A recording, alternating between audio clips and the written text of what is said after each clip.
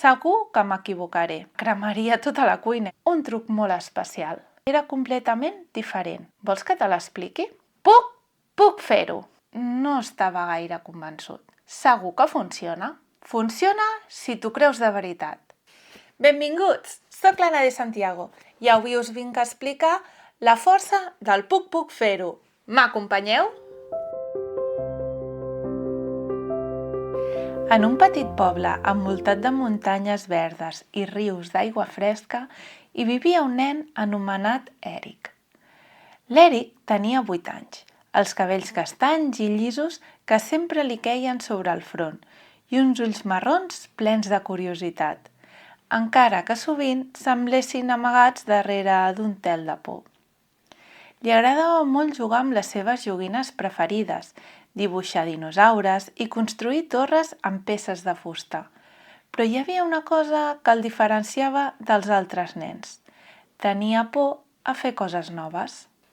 Quan se li proposava fer alguna activitat diferent, sempre deia «No puc». Si li deien que s'apuntés a futbol, l'Eric deia que ell no sabia jugar. Si havien de llegir alguna història davant de tota l'aula, deia «Segur que m'equivocaré». Si la seva mare li proposava ajudar a cuinar, l'Eric assegurava que ho faria malament i que cremaria tota la cuina i tot. A l'Eric li agradava quedar-se només amb les coses que ja coneixia i sabia fer. Això el feia sentir segur. Quan jugava amb les peces de fusta, sabia exactament com encaixar-les. Quan dibuixava dinosaures, no havia d'esforçar-se gaire perquè li sortissin perfectes. Així que, davant de qualsevol cosa nova, l'Eric es tancava dins d'una bombolla de «no puc» i es quedava allà, sense moure's. L'Eric tenia una germana més gran, la Joana, que tenia 10 anys i era completament diferent. A la Joana li encantava fer coses noves, era atrevida, valenta i sempre tenia ganes de provar coses noves. Jugava a bàsquet, cuinava amb la mare, s'atrevia a llegir contes davant de tota la classe i fins i tot havia après a pujar muntanyes amb el seu pare. La seva germana li deia sovint «Vinga, va, Eric, prova-ho, no passa res si t'equivoques». Però l'Eric feia que no, amb el cap i s'amagava darrere del «no puc fer-ho». Un dia, a la tarda, mentre l'Eric estava assegut al menjador i construint una torre més alta que mai, la Joana el va mirar amb els braços creuats i li va dir «Eric, ja sé què et passa. Tens por de fer coses noves perquè penses que no podràs. Però saps què? Quan jo em sento així, faig servir un truc molt especial. Vols que te l'expliqui? Quin truc? Quan em sento que no puc fer una cosa nova, respiro ben fort, omplint els pulmons com si hagués d'agafar tot l'aire. Després em pico suaument el pit amb la mà i dient ben alt dic «Puc fer-ho». Així em dóna forces per provar-ho, encara que em faci por.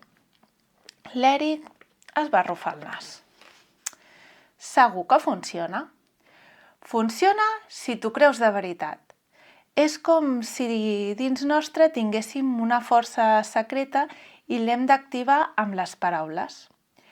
L'Eric no estava gaire convençut, però va decidir escoltar la seva germana. Potser tenia raó.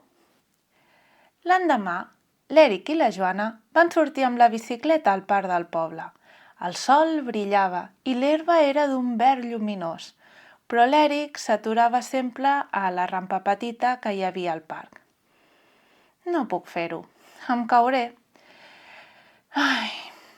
L'Eric recordava el truc de la seva germana, però no estava molt convençut. I la seva germana li deia «Va, prova-ho». L'Eric va tancar els ulls, va inspirar profundament, omplint-se de l'aire fresc del matí i després es va picar una miqueta aquí al pit ben fluixet i va murmurar puc fer-ho. Més fort, Eric! Creu-t'ho, de veritat! L'Eric va fer un segon intent. Va agafar encara més aire i el va deixant a poc. Amb una veu una mica més decidida va dir puc fer-ho! Aleshores va prémer els pedals amb força i abans que s'adonés la bicicleta va pujar i va baixar la rampa sense cap problema. Quan va arribar a l'altra banda, va parar i es va girar el cap a la seva germana amb uns ulls ben oberts. Ho he fet, Joana! Fantàstic, Eric! Aquella nit, l'Eric va somriure mentre es posava al llit. Potser sí que podia fer coses noves. Només havia d'activar la força secreta que tenia dins. A partir d'aquell dia, l'Eric va començar a aplicar el truc en molts moments de la seva vida. Quan la seva mestra li va demanar que llegís un tros de conte a la classe, l'Eric es va posar nerviós, però abans de començar va tancar els ulls, va agafar aire i es va picar el pic amb força. Puc fer-ho! Va llegir amb calma i, tot i que es va equivocar en alguna paraula, va acabar la lectura amb èxit. Els seus companys van aplaudir i ell va sentir aquella escalfor dins seu, com una petita victòria. Quan la seva mare li va demanar ajuda per fer galetes a la cuina, l'Eric va dubtar. Segur que ho espatllaré, pensava, però aleshores es va recordar de les paraules de la seva germana. Va agafar aire i es va dir puc fer-ho! I encara que li va caure una mica de farina fora del bol, va fer les galetes més bones que havia tastat mai. Quan el seu pare el va portar a aprendre a nedar, l'Eric es va quedar parat una mica sense saber què fer. Però va respirar ben fort, es va picar el pit amb una veu decidida i va dir puc fer-ho!